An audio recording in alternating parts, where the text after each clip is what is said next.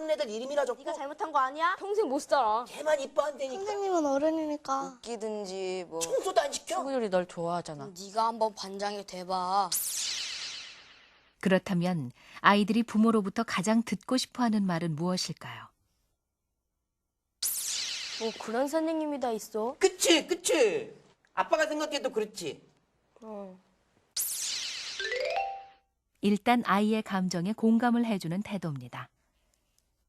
아이들이 사실 마음을 받아주고 난 다음에는 아이들이 자기의 감정이나 이것들이 정리되어지면서 이제 이성을 찾게 되어질 때 바로 그때 그러면 이 문제를 해결하기 위해서 어떤 방법을 사용하면 좋겠니? 라고 해서 문제 해결을 그 다음에 끌어가시면 됩니다. 그렇게 되어지면 아이들은 자존감을 손상받지도 않으면서 문제도 해결해 나갈 수 있는 일거양득의 그런 성과를 좀 얻을 수 있게 되어지죠. 이번에는 아이의 부모들의 자존감 지수를 체크해봤습니다. 성인의 자존감 지수가 어린 시절의 경험과 어떤 관련이 있는지를 알아보기 위해서였습니다. 두 분이 많이 다르셨어요. 아버지는 따뜻하고 정이 많으셔서 늘 항상 함께 놀아주시고, 어머니께서는 좀 무뚝뚝하시면서 아들, 딸 차별을 많이 하셨어요. 많이 교육을 시켰어요. 앉혀놓고. 공부를 잘하고 못한 거에 대해서 결과 가지고는 저한테 한 번도 말씀하신 적이 없어요.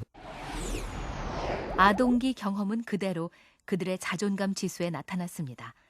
부모 경험이 좋은 경우 어김없이 성인이 된 지금도 자존감이 높았습니다.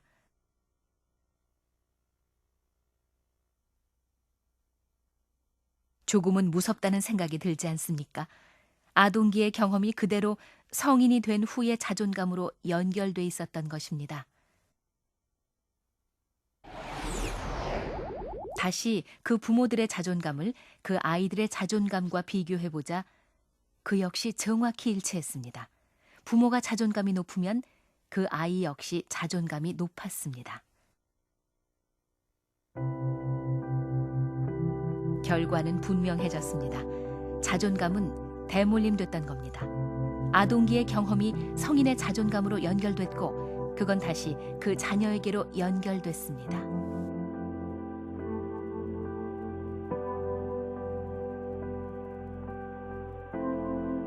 갓 태어난 상태의 자존감은 완벽하게 차 있거나 완벽하게 비어 있는 상태가 아닙니다.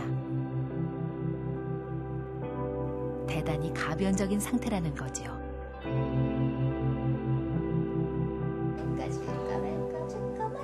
자존감은 성장하면서 주변의 중요한 사람이 어떻게 상호작용해 주는가에 따라 점차로 형성돼 갑니다. So when the child looks on the parent and looks at the way the parent deals with them, for example, if a mother is coming towards a child and she's always smiling and her affection shows in her face, then soon that child is going to see her as a mirror reflection of himself or herself. So they learn to define who they are by what they see in the mirror. This is how self-esteem begins. Secure attachment has a lot to do with self-esteem. 그러나 언제나 사랑 가득한 얼굴로만 대할 수 없는 게 아이들이지요.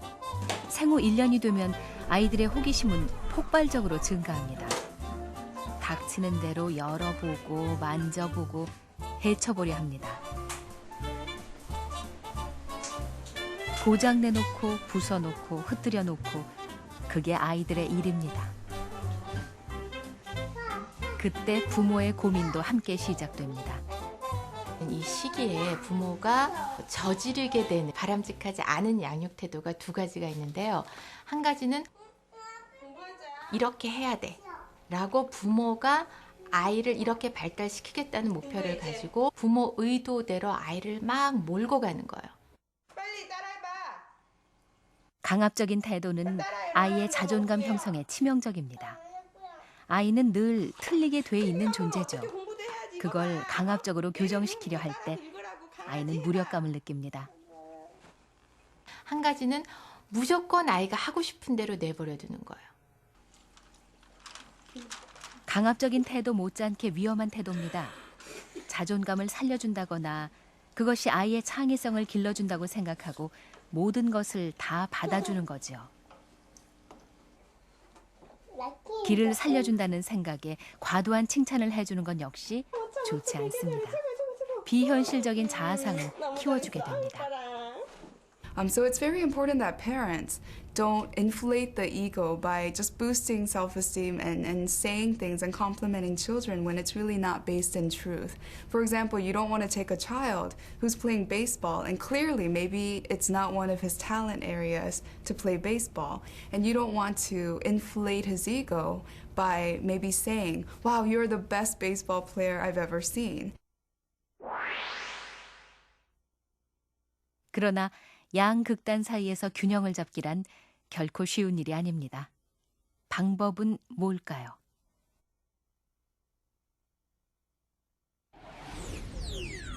다시 12명의 아이들로 돌아가 봅니다. 부모의 동의를 얻어 드디어 자존감이 가장 낮게 나온 아이 소연이를 공개합니다. 소연이의 자존감은 자아에 대한 개념이나 공감 능력, 리더십, 성취욕 등에 그대로 연결되고 있었습니다. 낮은 자존감이 다른 분야에도 지속적으로 영향을 주고 있었던 겁니다. 소연이의 자존감이 낮은 원인을 찾아보기 위해 전문가가 분석에 들어갔습니다. 심리검사를 비롯해 다양한 방식으로 소연이의 내면을 분석합니다. 구체적으로 표현해달라고 그랬을 때 얘기를 안 한다거나 이런 부분들을 봐서는 자신감이 이렇게 높아 보이지는 않고요. 그리고 공허하다는 느낌을 좀 많이 받았고 친구를 그리워하는데 아직은 지금 친구를 만날 기회가 그렇게 많지 않다. 어떤 여건에 의해서 그게 잘 안 된다라는 거. 그래서 자기 감정이 많이 억압되어 있고 억제되어 있다라는 느낌을 이제 많이 받았습니다.